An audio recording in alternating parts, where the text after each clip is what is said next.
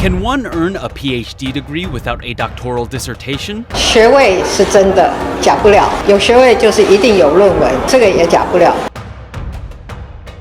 This mystery involves President Tsai Ing-wen of Taiwan and the London School of Economics and Political Science. 最令人惊奇的，给我博士论文考试，最后他们决定给我1.5个学位。 480,000 British pounds is at the core of the LSE Thesis-Gate scandal. Have you ever heard of this research program office here in LSE? No. No? Nothing as in we don't think we have got Taiwan.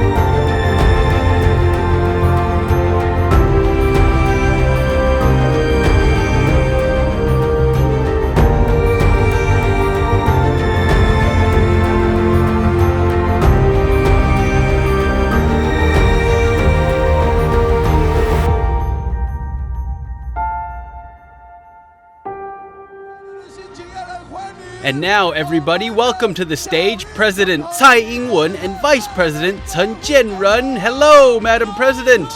Hello, Madam President. Hello, Madam President.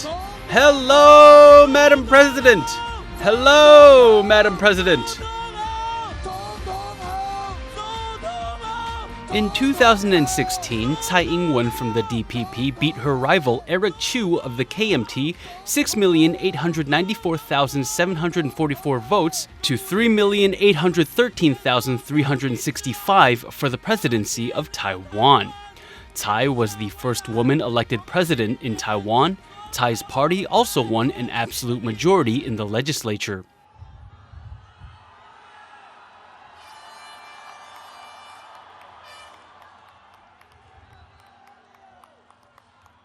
To our friends here in person, to our friends watching at home on television,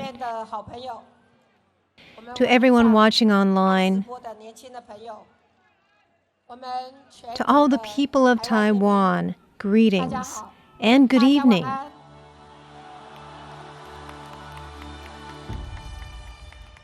I would like to thank everyone here tonight and the people of Taiwan. Our new Taiwan will be one of dignity, unity, and confidence. Thank you, everyone. God bless Taiwan. Thank you. The Sunflower Student Movement and a dispute between former President Ma Ying-jeou and former Legislative Speaker Wang Jingping catalyzed Tsai's ascension in the 2016 presidential election. Tsai won by a landslide that year. Nobody thought she would lose. However, the Kuomintang still had cards up its sleeve. In order to stifle the rise of the DPP in 2015, the KMT set their sights on Tsai Ing-wen's PhD dissertation.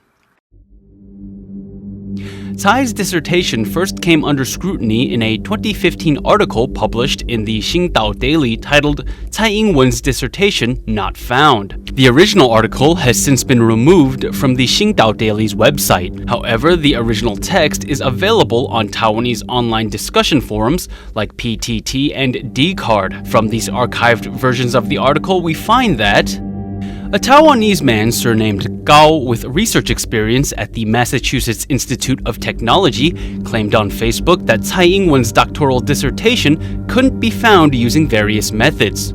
Gao wrote on Facebook that he didn't think there would be a problem with Tsai's PhD from the London School of Economics because she was listed as an alumni by the school.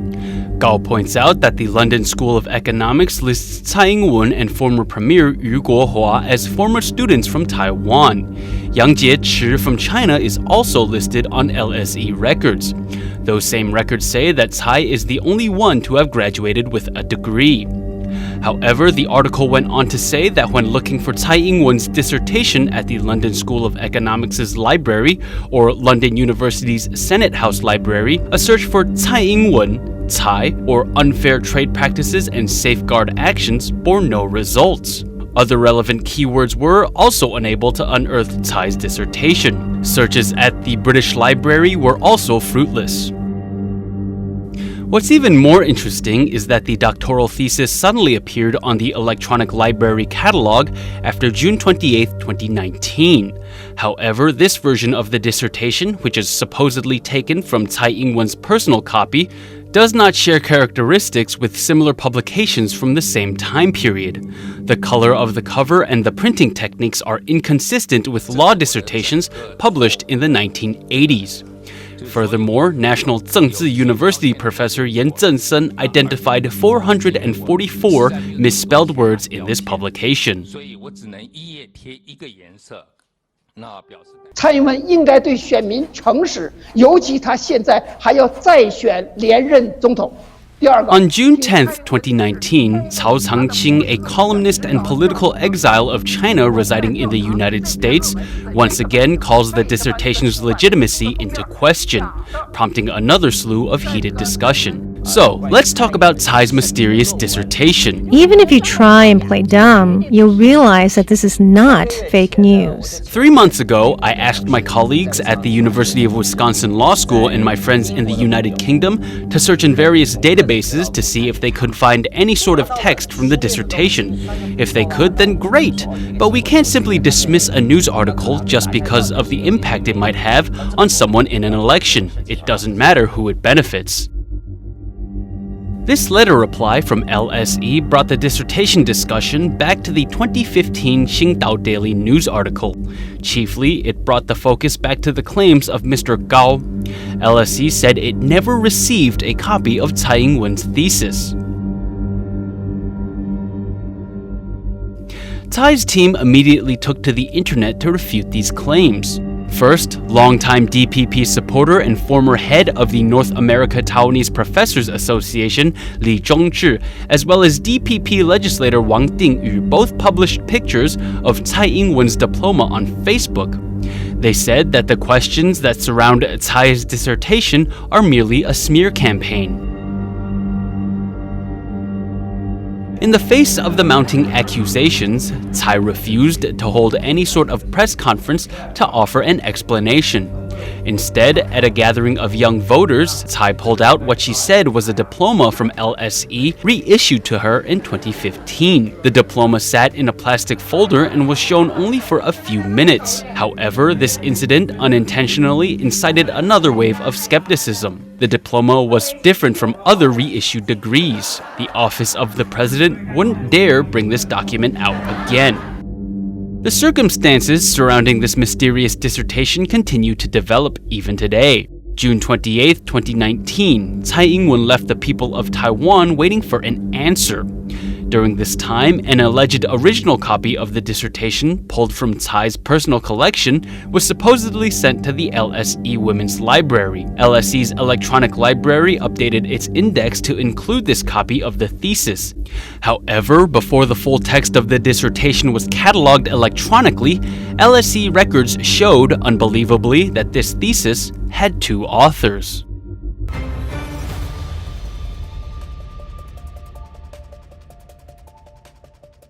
The case of Tsai Ing-wen's doctoral dissertation sure is an amazing one. I myself studied for 3.5 years in the United States to get my PhD. There is indeed a book called Unfair Trade Practices and Safeguard Actions. Well, there it is, but get this. This dissertation has 2 authors. One is Tsai Ing-wen and the other is Michael Elliott. Michael John is in parentheses behind Michael Elliott. It could be that this person has 2 names. I'm not so sure myself.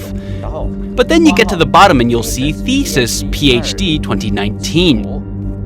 This means that this book was published in 2019. But normally, if a publication is for whatever reason lost and re-entered into a system, usually the publication wouldn't indicate the date it was re-entered into such a system. So this thesis was published in 2019. How does a person graduate in 1984 and then get their dissertation published 35 years later? We're talking about publishing date too, we're not even talking about release. If a dissertation had once been released, then the date printed should default to when the dissertation was first made available. The most amazing part still is this author section. The book says it's authored by Tsai Ing-wen and Michael Elliott, Michael John, just as we saw before. Below that, we see the University of London. To anyone who has ever attempted to get a PhD, this is just plain laughable. I've never seen or heard of a PhD dissertation having two authors. President Tsai is sending her dissertation out to the school. We see in that letter that she's sending it by fax. I mean, who uses a fax machine anymore? Isn't that tiring? Anyway, apparently the school has already received the dissertation. But the funny thing is, if you look at the database entry, you'll notice that this dissertation has two authors. We've mentioned that on this show before. How does that even work? How can a dissertation be written by two people? I mean, that's worthy of the Guinness Book of World Records. Two authors wouldn't be the only irregularity found throughout this Thesis-Gate scandal. There are still many more things to look into. If Tsai's dissertation was omitted by accident, then that begs the question, why does there have to be such an elaborate cover-up in 2019? A missing dissertation isn't a crime. Falsifying records, on the other hand, is. Not to mention, the inconsistencies uncovered in Taiwan took place in the United Kingdom, which means that there is someone over there helping to cover these 36-year-old tracks. A reporter from Taiwan's state-run central news agency interviewed a woman claiming to be co-director of LSE's Taiwan research program. Her name, Ms. Si Fanglong. The interview was the first in a series of systematic moves to defend the legitimacy of Tsai's dissertation. The media often refers to Ms. Shi as a representative of LSE. Shi helped Tsai garner the Taiwanese public's trust. LSE School Library not having a copy of Tsai Ing-wen's dissertation and Tsai's PhD are two different things, aren't they? Do all university libraries around the world carry every thesis that their students have ever written? LSE is not the first school of its kind, and I don't think it's the only school to do so either. If a university doesn't carry a copy of a student's dissertation, does that then mean that student's degree is not legitimate? What kind of logic is that? When Tsai Ing-wen was elected president, LSE announced that former LSE student Dr. Tsai Ing-wen has become president-elect of Taiwan, who gained a PhD law from LSE in 1984. LSE must have had to thoroughly review Tsai's student records before making such an announcement. Why would an announcement on LSE's website not be trustworthy? Why do people do such things for a presidential primary? It not only damages the reputation of a prestigious university, it also damages the livelihood of people. Ruth Orson is very hurt. She never thought that her private letter would be used to publicly besmirch a country's president, much less without her permission. Has this presidential primary been democratic? Is this a good reflection of what a democratic society should be?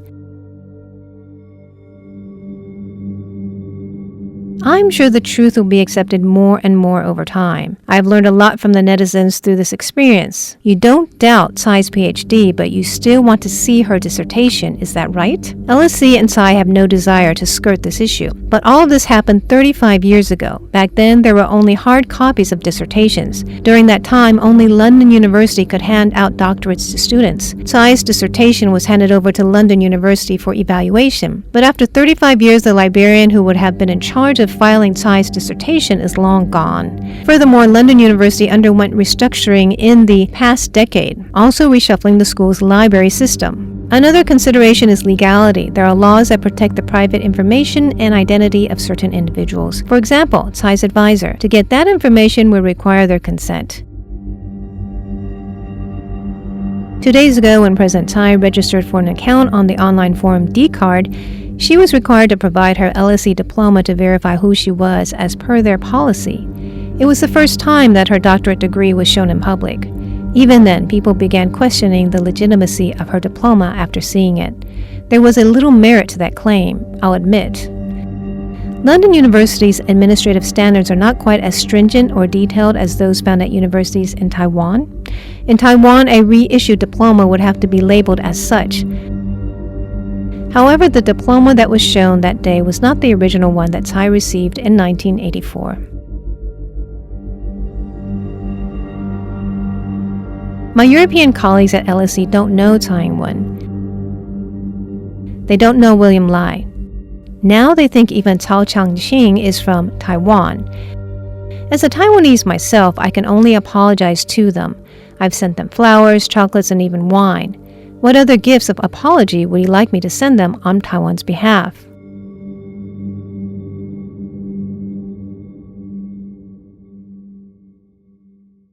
LSE never had the dissertation to begin with because it didn't need to keep it. Back then, LSE didn't grant the doctorate to Tsai. London University did. If London University lost the dissertation, then it's been lost. The one LSE has in its possession was sent over by President Tsai. It is open and available to the public. Non-LSE students or faculty need only apply and abide by the library's rules to view the dissertation.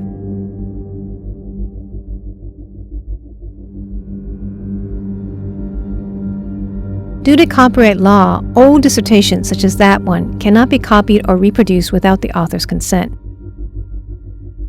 That's why LSE has restrictions on photographing the dissertation without the writer's consent.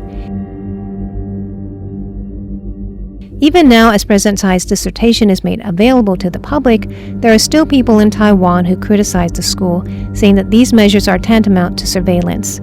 So long as the school doesn't give in to everything that these people want, the rhetoric surrounding the dissertation will bounce between too scared to release or falsified.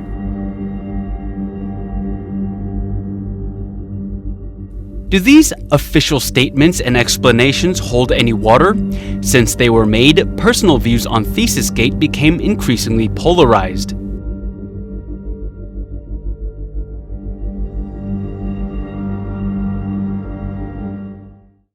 Former head of the North America Taiwanese Professors Association and current associate professor at UNC Charlotte's Belk College of Business, Dr. Huan Lin, made a trip to LSE on August 6, 2019. While there, he read the 364-page printed dissertation. 3 weeks later, on August 27, 2019, he completed a 50-page independent report and published it in an American Chinese language media outlet, TaiwanUS.net. 2 days later, on August 29, 2019, Tsai Ing-wen's former university instructor He Defen held a press conference and set her sights on President Tsai. She never revealed who her doctoral advisor was. She said that that man was a journalist that only held a bachelor's degree.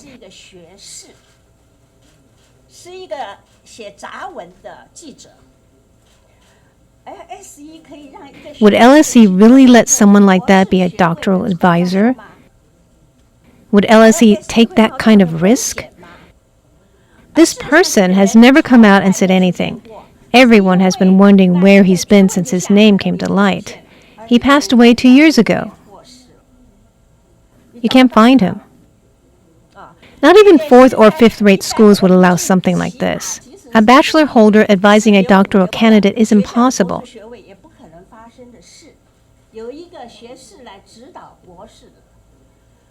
The most important thing is, and I'm sure Professor Chen can vouch for me here, is that the first page of a dissertation will always have the signatures of professors who sat on the evaluation committee. This is something that is always included in a thesis. National Taiwan University has always done this. There are no signatures on this dissertation. But do you remember in Tsai Ing-wen's autobiography, she said her thesis was so good that the committee deliberated for 2 hours and offered to grant her 2 doctorates, but they settled on 1.5. This is something that is unheard of in the academic circle. Giving someone 1.5 doctorates? Who knew Tsai had it in her to make such extraordinary claims? We must hold our politicians accountable.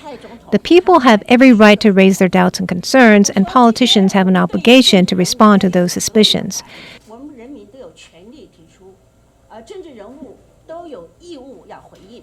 Tsai has never responded to these claims against her. We 99% know why in our hearts.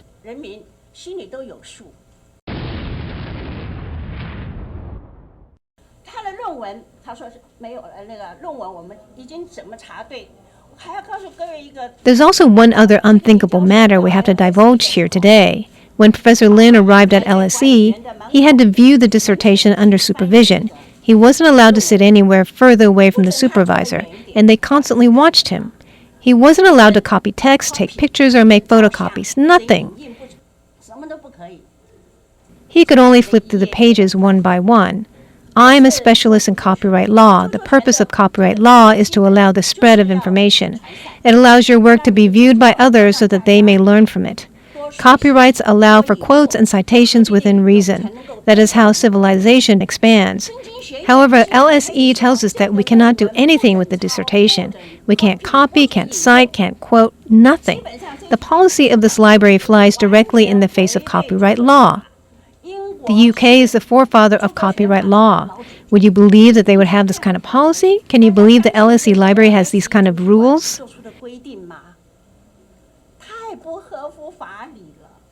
It is unreasonable. This dissertation must be immensely valuable, like the Magna Carta. There's only one copy, and in order to see it, we must board a flight to London. Even then, once we're there, we will be watched by a librarian as we read through it. Only under these conditions are we allowed to read this book. Can you believe that? Are Taiwanese people that stupid? Are we that easily tricked? Why not make more copies and make it available for sale? Let everyone have a copy and allow us to learn from its glorious pages. Which other person's dissertation can get such preferential treatment?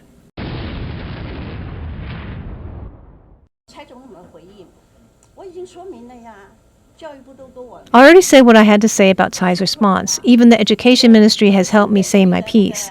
There are records of meetings I've had when discussing my promotions. There's nothing off there. I have a thesis. Are education officials so careless that they can't even falsify a thesis correctly, and they have to give us this mess? Or are they leaving breadcrumbs for us so that we can find the truth and uphold justice?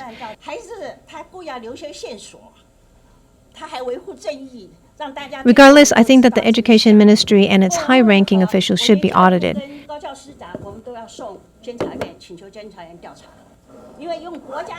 They are complicit in lying to the people. Professor Li Zongzi and legislator Wang Dingyu have taken to Facebook to praise the dissertation and defend the legitimacy of Tsai's degree. I think they also have to face legal ramifications. This is no minor infringement. Anywhere else in the world, this case would draw massive controversy.